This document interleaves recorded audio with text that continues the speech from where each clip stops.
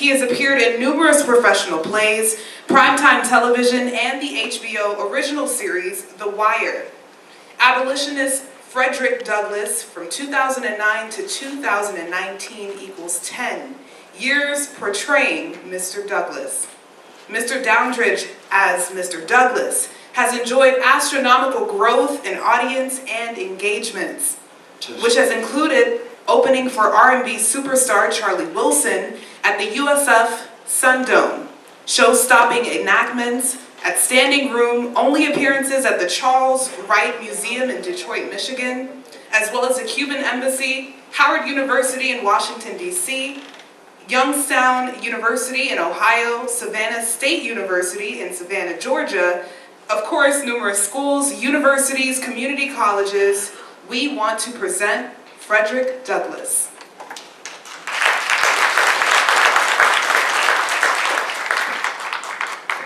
I stole these hands, and I stole these feet.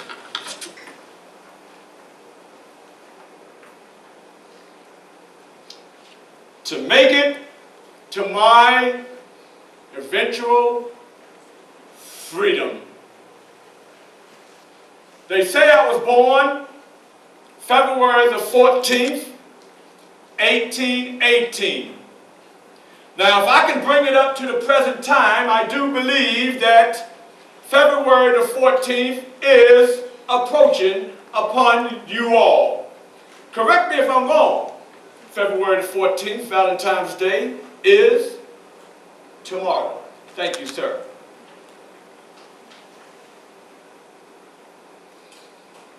I was born in Eastern Maryland, down by the Hillsborough River, on the Tuckahoe, on Lord's Plantation.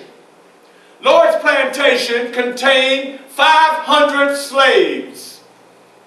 These slaves, anything and everything that Master Lord needed done, these slaves would do it. There was no outside commission. It was all done on the Lord's plantation.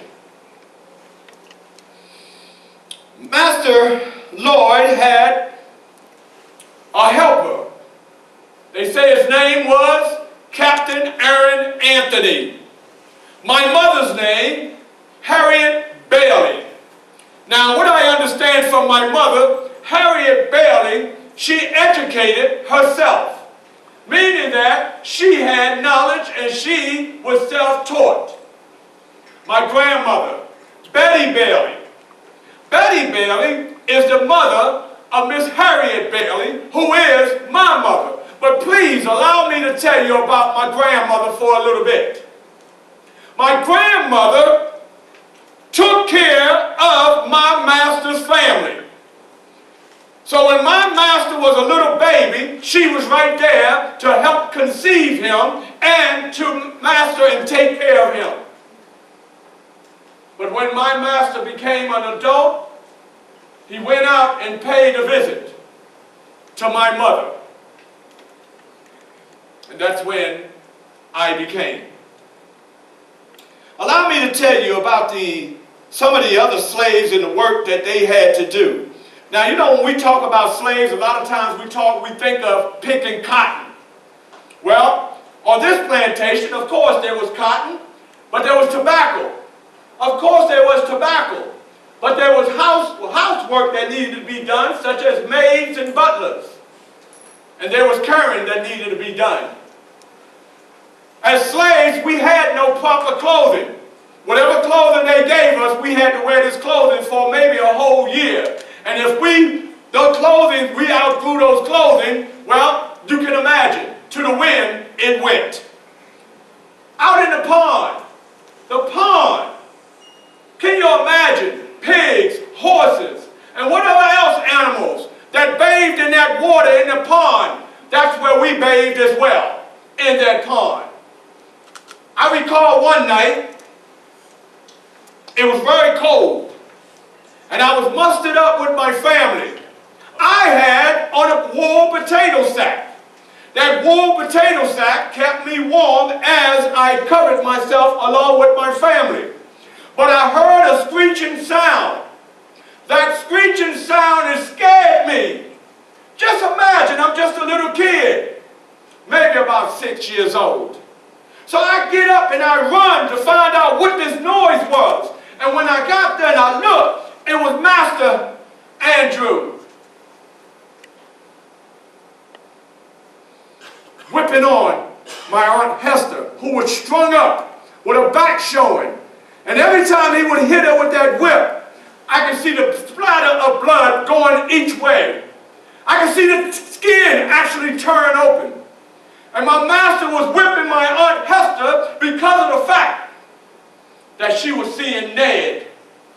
Ned, who was another slave from the other plantation. Master had a thing for my Aunt Hester. And I recall him telling her, if I catch you with that Ned again, I'll kill you. You understand me? Yes, master. Yes, master. And it seemed like the more she screamed, the more Master would whip her. I ran back because I was scared. I was petrified. And I got in between my family, back in that wool sack. I don't know how I managed to get to sleep that night. That's how scared I was. But moving on just for the sake of time. As I got older and Master Andrew died, oh, let me back up. Master Andrew had a daughter. The daughter's name was Lucretia. Lucretia had no idea that I was her little brother. I had no idea that she was my sister. So it must be instinct because she would take care of me. What do I mean? When I was hungry, she would sneak food to me, not knowing that I was her little brother. Well, one day, while I was out playing, she called, "Frederick! Frederick, come! Come, Frederick!" I was coming running. I was coming running. And she said, "Frederick, you need to go to the big house." The big house, ma'am? Now keep in mind, as a slave, you don't look master or none of those white folks in their eyes. So I'm looking down. And she said, "Yeah, Frederick, you go to the White House because we're going to ship you to Baltimore. But I want you to go take a bath." "A bath, master?" Now please keep in mind, I'm 7 years old. I have never taken a bath. But when she said, "You go up there and you take a bath," and when I ran up that stairwell and I looked at that clear water in that tub, oh man, my smile got that big. And I said, "She really gonna let me take a bath?" I'd have you know, I jumped in that water, and I must have been in that water for maybe about 2 hours. And I heard her saying, "Frederick, what are you doing up there?" "I was taking a bath." "You've been in there 2 hours." "I know, I was taking a bath." Well, she came up and she got me out the bathtub. Ladies and gentlemen, I never wore a pair of pants. I never wore a shirt, and I never wore shoes. But when she came up with the pair of pants, they were black, as I remember. I put those black pants on. I felt good. And she put that shirt on me, I really felt special. And when she went to put them shoes on my feet, and please keep in mind, the bottom of my feet was so cracked up that you could take a pin and you could put it in between the cracks. That's how cracked my feet were. But I managed to get in them shoes. I know I managed to get in them, even though they were hurting and I was walking like this. But I got in them. And they loaded me up on a car. And they shipped us off to Baltimore. When we got to Baltimore and we rolled up there, I noticed standing outside, there were 3 white people standing outside. Who were those white people? Miss Sophia, Master Heward, and little Tommy. And when I got off that carriage, I walked. And I ran into Miss Sophia standing right here. Again, ladies and gentlemen, please understand, you don't look white folks in their eyes. So I had my head down.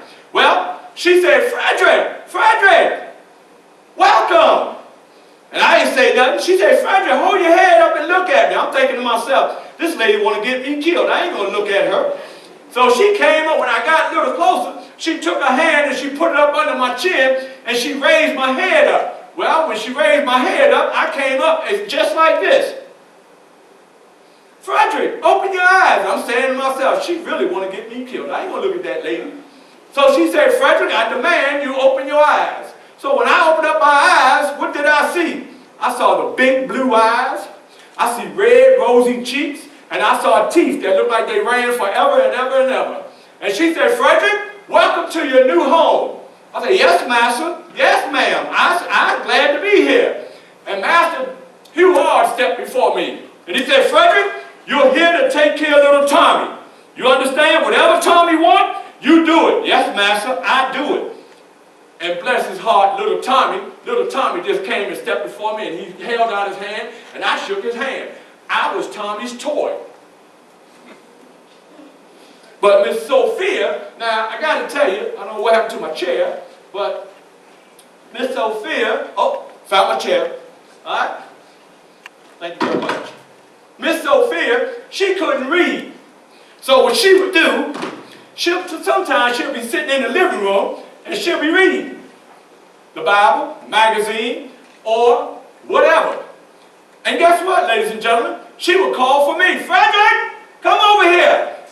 So I come over there, and as I come over there, I go to sit on the floor. She said, no, Frederick, you sit on the couch with me. And I will sit on the couch with her, and she'll put her arms around me as we read. I'll have you know, they treated me just like I was one of their children. I slept in their bed. I had 3 meals a day. I could go out and play. Oh, I could do everything. But hold on. While we was right in there reading A, B, C, we heard a thump. Well, that thump was Master Huard coming in. And when Master saw that, he said, Sophia, don't you teach those Negroes how to read. You teach them how to read, then they're going to want to take over. You understand me? So stop teaching them. Miss Sophia, she looked up. She said, but Hugh, I didn't know. Well, now you know. Don't let me see you doing it again. And then he came and he stepped before me. And when he stepped before me, you know what I did, ladies and gentlemen. And he stood right there. And he said, Frederick, you're not here to read. Don't never let me catch you reading.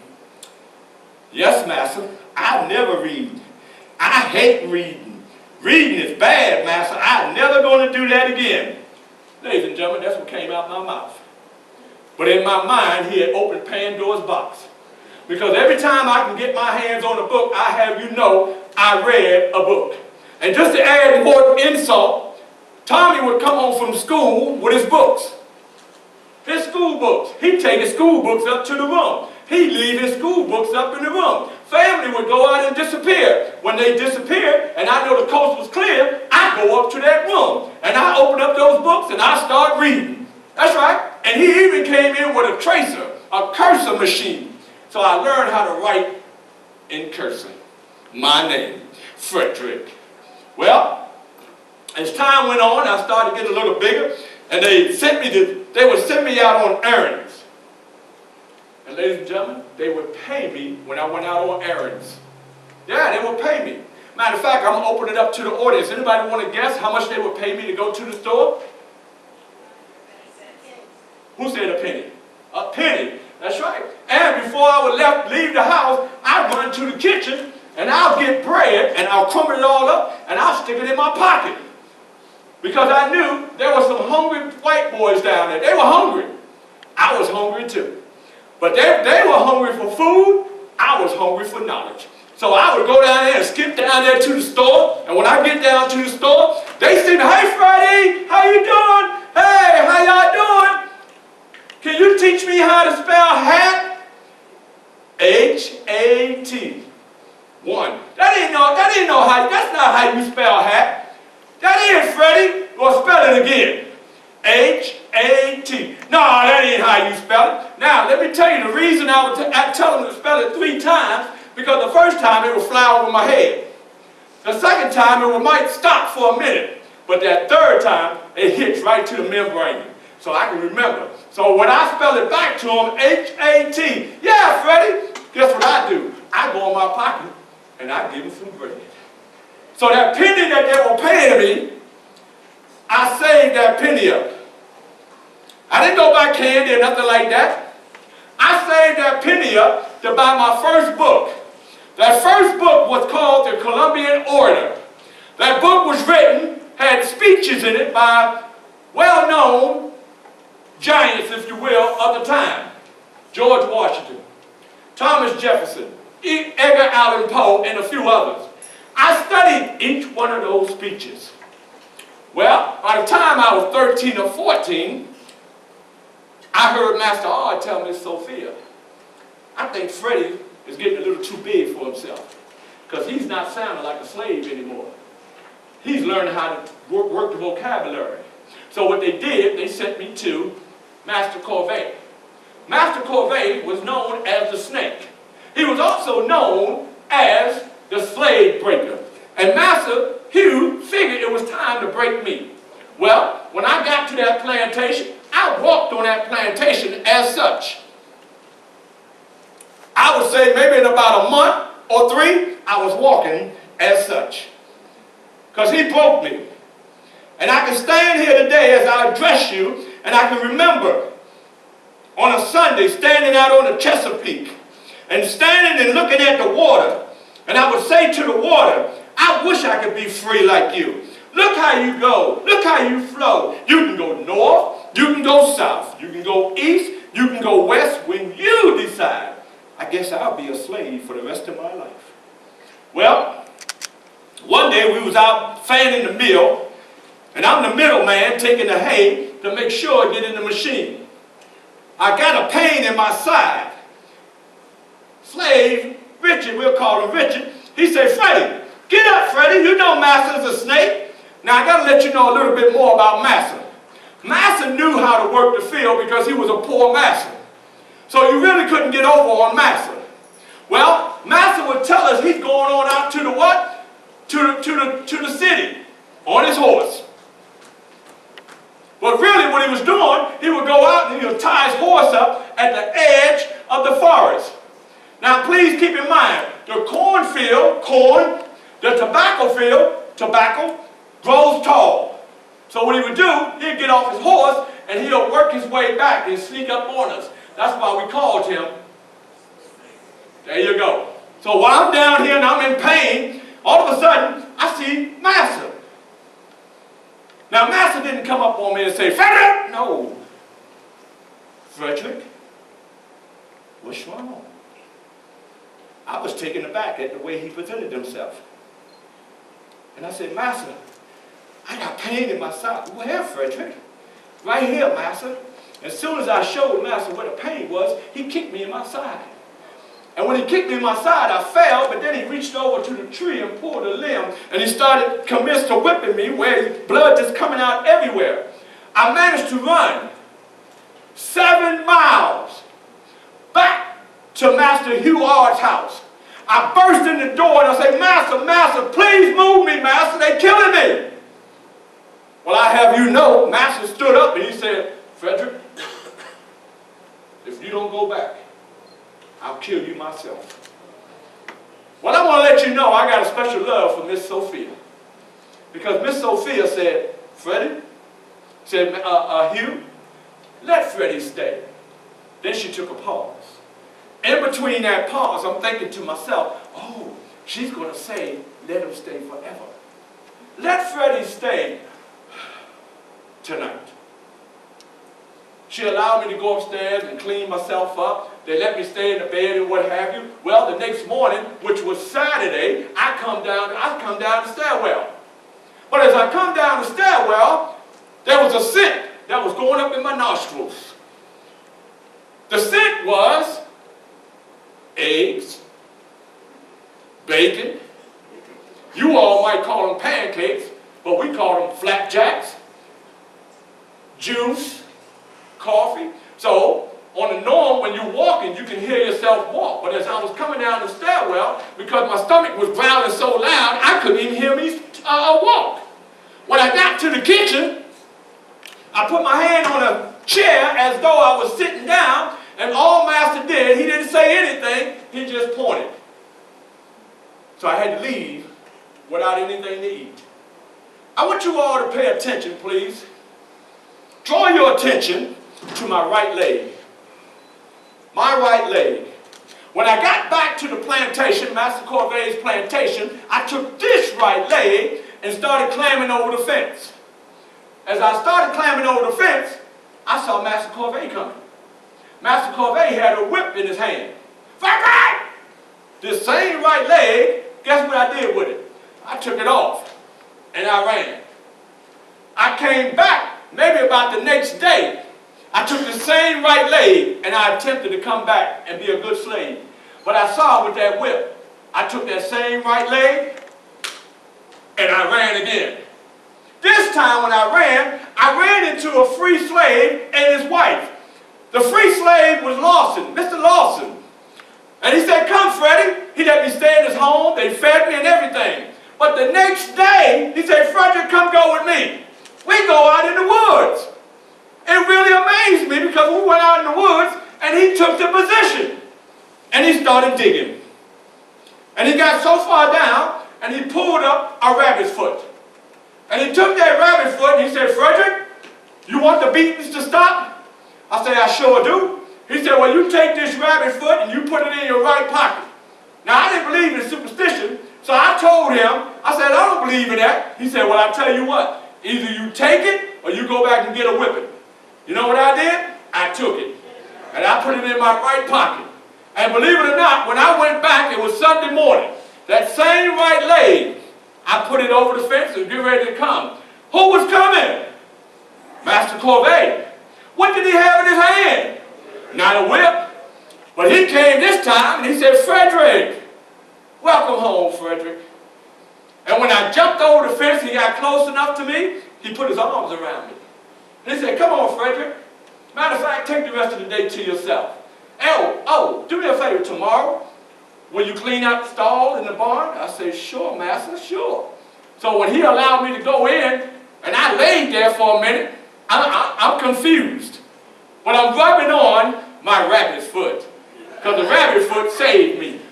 Well, that next morning, I'm cleaning the stall. And as I'm cleaning the stall, who comes in? Master Corvey. And when he comes in, I turn around and I notice he got a whip. And as he unlashed the whip, it wrapped around my ankle. And he was pulling me, but I managed to lean down and grab the whip. Now please understand, at this time I'm about 15 years old, but I'm built. So I grab the whip, and as I grab it, I'm pulling him to me. And I have you know, ladies and gentlemen, for the next hour and a half, we going round and round. And Master said, Freddie, you must want to die today. I say, Master, I guess I'm going to die because you ain't going to whip me no more. Well, all of a sudden there was a slave. He started screaming and hollering, and a slave started coming through the door, Robert. So Robert, get Frederick, get Frederick. Robert began to come towards me. And I said, Robert, don't you touch me. I ain't going to touch you, Frederick. He was lying because I kicked him. And he went on out the door. Now the next slave that came, he didn't even come in the door. He just looked. And he ran off. Now there was a big burly slave. And she walked by and Master said, I forgot her name, Betty, get Frederick. And she stopped. And she said, Master, I'm not here to help you beat on Frederick. I got work to do. Well, when she said that and walked away, I said my prayers, thank you, Lord, because I know if she would have got hold of me, I would have been done. So she went on by. And as she went on by and the fight was over, Master was on the ground. And I stood up. And believe it or not, for the last 6 months I was on that plantation, Master never touched me again. Now, he might have came by and said, Freddie, don't have me get at you. Well, I'll let you know. He didn't want to get at me. Because he was just talking. So as time ticks, I'm going to move forward. I managed to escape on September the 3rd, 1838. I made my way to New York to Mr. Ruffles. Mr. Ruffles allowed me to come into his house. I stayed overnight. The next morning I came down. I'm just skipping. Please work with me. The next morning I came down. There was somebody sitting in the chair. You know who that somebody was? That was my wife, Anna Mary. We had not been married yet, but he had sent for her from Baltimore. Well, the next morning, he married us. And after he married us, he said, Frederick, you might want to think about changing your name. Ladies and gentlemen, I have not told you my name up to now. Frederick Augustus Washington Bailey. He said, you think about changing your name. So I said, what would be a good name? He said, Johnson. I said, Johnson? He said, yeah, I'm a Johnson too. I said, well, that's why y'all in trouble, because there's too many Johnsons. I don't want that name. Well, we came up with another name from the play Lady of the Lake. Douglas. That Douglas had one S. I wanted two S. So when you say my name, you'll say Douglas. Ladies and gentlemen, you try it. Douglas. There you go. I like my sister up there. She said, Douglas. Well, as we made it on up to Massachusetts, I'm just skipping along because of the time. As we made it on up to Massachusetts, I joined what was called the Anti-Slavery Society campaign. And basically what it was like fighting against slavery, abolitionists. I met a gentleman by the name of Mr. William Lloyd Garrison. Mr. William Lloyd Garrison had me to come up and speak. I was about 21, 22 years old. And I tell you, I was shaking and I was nervous. And you see I'm perspiring now. I was doing worse than this. But when I got up to the podium, I started.